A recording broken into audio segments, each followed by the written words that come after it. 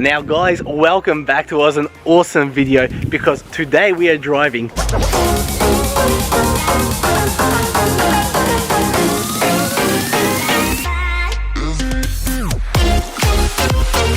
Lexus LS500, and look at it, it is just gorgeous. Now guys, if you've been following me for a while, you'll know I absolutely love the LS500. We've driven plenty of them. We've done the comprehensive review on it. We've done the Lexus versus the Mercedes S-Class. We've done the LS500 versus the 740 Li, and I've driven that car a fair amount. And today is very special because I get to drive the newest 2021 model. And so I've had this for a couple of days now. I've given it a good test drive, and we're going to see all the differences between this and the previous generation, but also we're going to see the differences between the F-Sport and the Sports Luxury, because this is the F-Sport, and we're going to see which one should you buy for your money.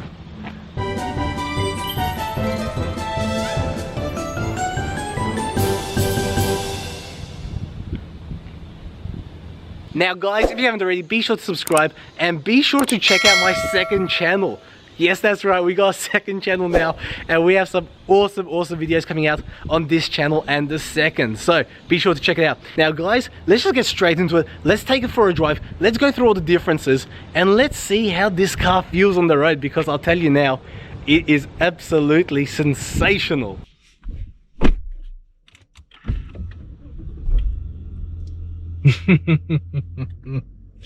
How good is that? How good is that?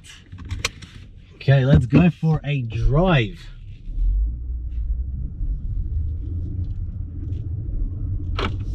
And boy, is this smooth. Ah, this is awesome. This is awesome.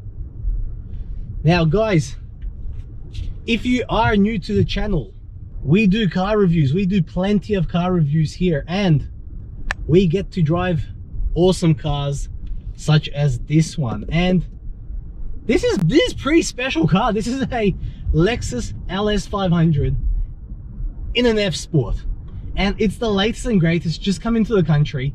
And we've got, I want to say every bell and whistle, but unfortunately the F-Sport doesn't have every bell and whistle. So I'm not gonna say that's why I've never driven them.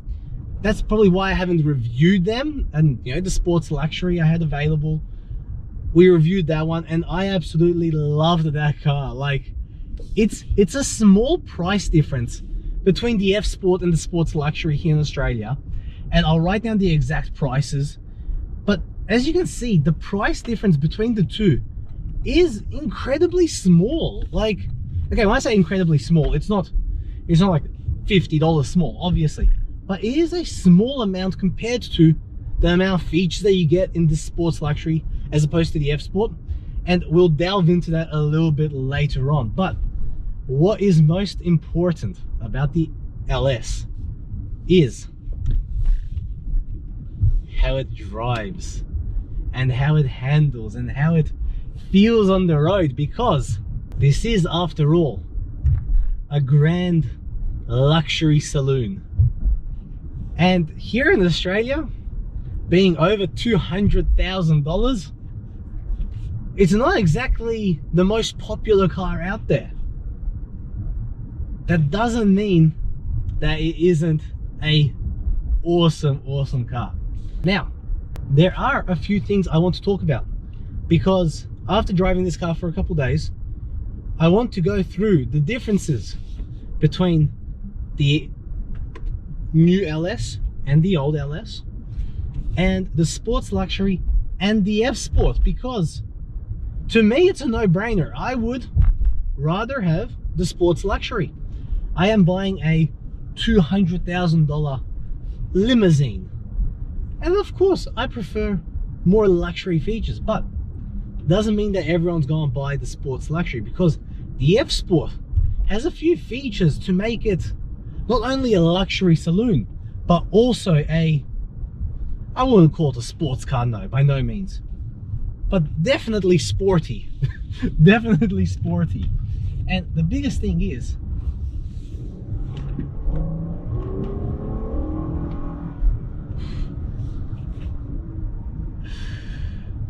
what powers the LS500. We will take it up on the main road and I'll show you how this thing accelerates, because it is mind-boggling quick. Mind-boggling quick. Now, here's the thing. Between the two models, the engine is the same. It's still a 3.5 litre V6 twin turbocharged engine, which is incredibly powerful. And boy, is it nice. It's like you're on a cloud almost. You're just driving and it's just, I wouldn't call it floating, almost floating. And it's soft and it's nice and it handles well and it hugs the road rather nicely. Obviously that was not an example of how it hugs the road. We will test it out. But the LS is a very special car because obviously it's Lexus's most expensive car, like in the whole range, but it's also the first car Lexus ever made. So this of course is very special to Lexus, and it's a car I don't think that will be going out of fashion in the Lexus world anytime soon. Now, there are plenty of competitors for the LS, the S-Class, the 7 Series, but compared to the others, it's very unique, meaning it makes it for a very nice drive for the driver as well as the passengers. And Lexus, we know they care about everyone in the cabin, not just the driver or the passenger. Whereas with a few of the other cars I've driven, the 7 Series, it felt very driver-centric, and it was a very sporty car, and that was like very impressive. But as a passenger, I was rather unimpressed. And be sure to check out my videos on it, because I do have a couple of videos on it. But as you can see, I've been driving this for a few minutes now, and it's just smooth. It's quiet. You don't have to scream, even though I always do, just in my nature. I'm a loud talker. You don't have to, it's effortless, you know, it's just effortless. And I think that's the word for the LS. It's effortless. It's just easy to drive. Now let's have a quick chat about the difference between the F-Sport and the Sports Luxury, because the F-Sport here, you'll notice, has these very nice hugging seats. And for someone like me, when I say someone like me, someone my size, they are perfect. These support me very nicely, as do the bottom bolsters as well. But I struggle to believe that if I was a little bit larger, I'll be just as comfortable, because these are very, very strong. And of course you can change the bolsters on our screen here. We've got plenty of adjustments. 28-way adjustable seats. In fact, 28-way. Let that sink in. 28 ways for a seat which has 2 bases. But I've got it now on the most open and most spread out bolster system, and it's still pretty hard. And of course the Sports Luxury gets 28-way adjustable seats too, but it's a little bit more open, just a little bit more open, a little bit more comfortable. And if you are a larger gentleman or a larger lady, then you're still going to be comfortable in it. Now, another difference with the F-Sport, well, a few differences with the F-Sport is the back seats. Now, the back seats in the Sports Luxury, if you've watched my other videos, you would have seen I was having a snooze. I had my legs stretched out, I had my headrest tilted back, I had my TV in front of me and I could watch whatever I pleased. In the F-Sport, you can't do any of that. And it's a shame. It's not a shame. It's obviously not built for it, but it's still the same car. It's still the LS and it's still the limousine. So why they haven't introduced a few of the capabilities in the back is beyond me. But the F-Sport does not have the reclining seats whatsoever. It doesn't have the cooler box even. No cooler box in the F-Sport. It doesn't have the rear entertainment package, which the Sports Luxury gets. and of course it does not have the support for your calves and legs to really stretch yourself out. So it takes away from a lot. So I hope it makes sense now when I was saying that the price difference is not the biggest compared to everything you're not getting, you know, compared to what you're not getting in the F-Sport. Like that there alone would constitute the price difference in and of itself. But I don't know. Now the Sports Luxury also has different digital displays here in front of us, because this is the F-Sport cluster. And on top of that, the Sports Luxury has different wheels and has a very different styling kit, whereas this F-Sport has the checkered grille and it looks very sporty and very aggressive, which I absolutely love, by the way, especially in this silver color. There are not many cars out there which suit silver. Now, when I say suit silver, which look good in silver, and the LS is it is one of them. It is just gorgeous. And you know what, I love a black saloon, but my close second choice would be silver in this car. It just looks stunning, the silver and the gray and the black accents. Oh, it's sensational. It's absolutely sensational. Of course, we've now noted what the Sports Luxury gets as opposed to the F-Sport, but of course the F-Sport gets some features which the Sports Luxury doesn't get, and one of them is to do with what I just did there, because it's got a few, and not only electronic but mechanical systems underneath the bonnet and in the whole construction of the car to keep the car level. So what I mean by that is, if I'm turning left now, the car wants to push me out that way, but in the F-Sport it's going to pull me back in, to mean there's less roll in the car, and that if I want to be sporty in the car, it's going to give me a much more grounded feel. But in normal and comfort, it does the same thing, but to a lesser degree. And that's very strange to me, why the Sports Luxury wouldn't have that. Like, you'd think in the Sports Luxury you'd have that to keep the balance within the car a little bit more, but hey, it doesn't get that.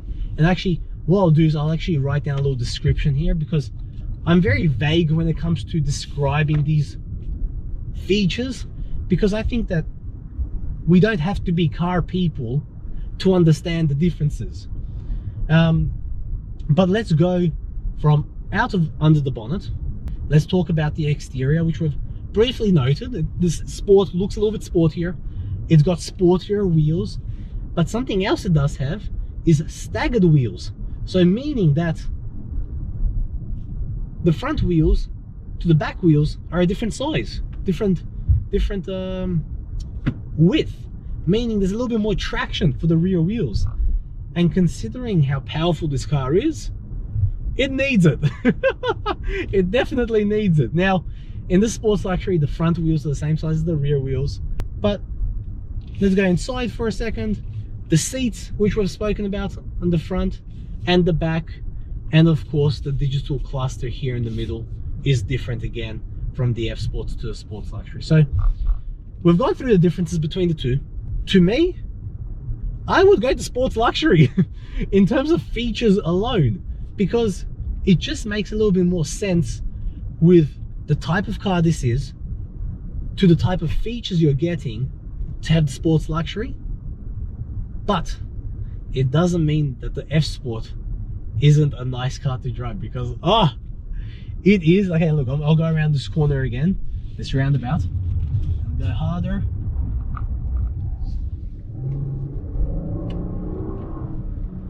And it wanted to slip out, it wanted to, but it just kept me balanced, and it was still giving me power to the rear wheels. I could feel it, because it's a rear wheel drive car. I could feel it giving me more power on the outside wheel. And it's just such an awesome car, such an awesome car. And now let's go through the differences between the 2021 model and the 2020, because not only have they upgraded the styling of the car. They've also upgraded the car's systems to make it softer, to make it more refined. And that, even though I'm driving the F-Sport model, that they have done. Because not only is the car that bit smoother, but its power delivery is a lot more distinguished. Now I'll explain, because this is not going to make too much sense, but in the previous generation it had a lot of power, same engine, but the way it delivered it was very different. Like if I put my foot hard down, it would be it wouldn't be like that. it wouldn't be like that. It would be sort of like nothing, all of it, let go of the brake, let go of the pedal, still keep going, and then slowly die down. Whereas with this one here, if I put my foot hard down, it's holding the gear, but did you see it sort of like when I let go of the accelerator, it released it a little bit, it still kept me going in case I wanted to go again. But it's just a lot more smoother in how it produces the power, and I'm absolutely loving it. I'm absolutely loving it, because it feels a lot more, I feel a lot more integrated to the car. I feel more, not only in control, but I feel more part of it. Like when I press the accelerator, it's going to do what I say. When I brake, it's going to do what I say. When I'm steering, even though of course it's all electric power steering, it's going to respond the way I want it to. And it's just so much smoother. Okay, I'm not gonna say so much smoother, I won't say so much, but it is smoother than the previous generation. But exterior and interior features, we've now got this 12-inch display, which is the same display in the previous LS model, but now it's a lot closer because it is a touchscreen. And it's it looks out of place, trust me, I know that much, but as I've been driving the car, I actually think it looks very nicely done. Like, even though it's got this bezel, even though it's got this surround around it like it's an afterthought, it actually suits the car very nicely, because it's got this leatherette finish here, and then it's got this very nice screen here, and this leatherette finish here again. And it's just, it's a perfect eye level. Like, even though it's not at eye level like the previous one was, where it was all the way back there, this is just a very comfortable position. It's awesome. And I do like the fact that it's now touchscreen. But even though it's a touchscreen, to use it while I'm driving it's still hard. Like, everyone was complaining that it wasn't a touchscreen, but using a touchscreen while you're driving is not easy still. Like, this is not easy at the best of days, but even when I'm standing still, I prefer to use the touchpad, because my left hand is far from perfect. far from orientated, is that the right word? I don't know. Now, something else which the new 2021 LS gets, which is a world first in a production car, is a digital mirror. Yes, you heard me right. It's a digital mirror. This here is a screen. Look at this, look at this. Boop! It's a screen. And just so you guys can see in the camera, that's a screen. And like, come on. That's a full screen. And the best part about it is, if you don't want that, and you just want a normal mirror, there you go. And then you flick it up, and it's digital. That's cool. That's cool. Come on, that's cool. Now, the reason that you haven't seen me driving with it on is because obviously I'm not used to it. I find it very distracting. Like, as I'm driving here, and just in the just in the top corner of my eye, I see this screen and it's always moving and it's always changing, and it's very bright. Now, yesterday I was driving at night. It was much more subtle because the brightness was like a lot dimmer, so it was a lot easier on the eyes. But now during the day, it's just I'm driving normally, and just in the top corner of my, it's just very bright, very bright. So I just have normal mirror, and I'm happy with that. That does me. But come on, that is cool. That is cool. Now, of course, like every other Lexus, we've got different driving modes. But where the LS is different is for the adaptive variable suspension, is that it's got 3 modes. It's got comfort suspension mode, it's got normal suspension mode, and it's got sports suspension mode. And driving modes, it's got 3 as well. It's got eco, normal, and sports as well. So altogether, there's actually 6 different driving modes. So it becomes very confusing to pick which one you'd like. Now, what I usually have it on is either a normal or comfort, because I'm driving a grand luxury saloon and I want to be as comfortable as possible. But in sports mode, this has become a lot stiffer, a lot more agile, and if I put my foot down,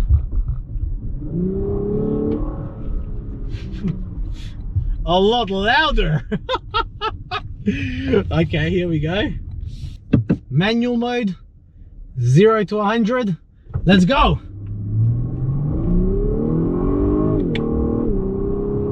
Oh, okay.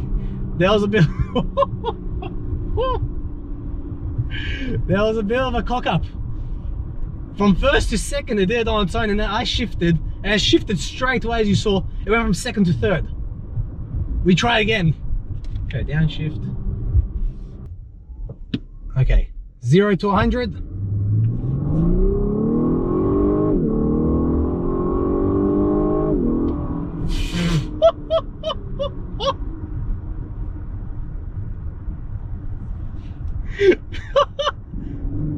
Oh, come on.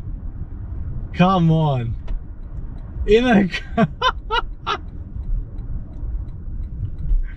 Okay, we weren't going 0, we were going, I think, 3 k's an hour, so it didn't really count. But come on. Here we go again.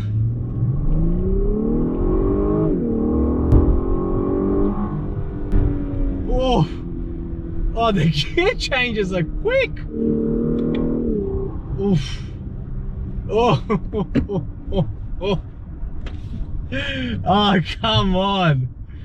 Come on. Oh, that's awesome. Oh, that's awesome. And then handling, look at that. It just handles. It just handles like it should. And this in an over 5.2 meter car. Come on. Okay, let's go around this corner. Not too hard. Look at it, just hugs the road. Just hugs the road. And then again, there we go again. Let's see. It just hugs the road. Oh, that's fantastic. That is fantastic. Oh boy, what a car. What a car. Now guys, hopefully you've enjoyed this video, because like I said, this is one of my all-time favorites. It is just a sensational car. And now guys, we didn't go into full detail today, just because this is there's not a comprehensive review on the F-Sport LS500.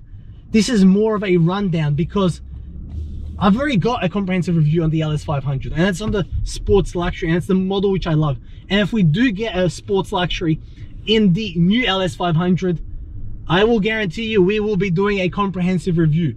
But just for now, we want to do a review, see what the differences were in the 2020 versus the 2021 and the F-Sport and the sports luxury. So guys, hope you enjoyed it, hope you subscribed, hope you've subscribed to my second channel, and guys, as always, thank you so much for watching, and until next time. Oh, what a car. Oh, what a car. Oh. Oh, that was good. That was good. I'm hungry. What the hell? How many C63s? Did you see that? Another one. Let's follow them. Another one. Oh, this one got left out.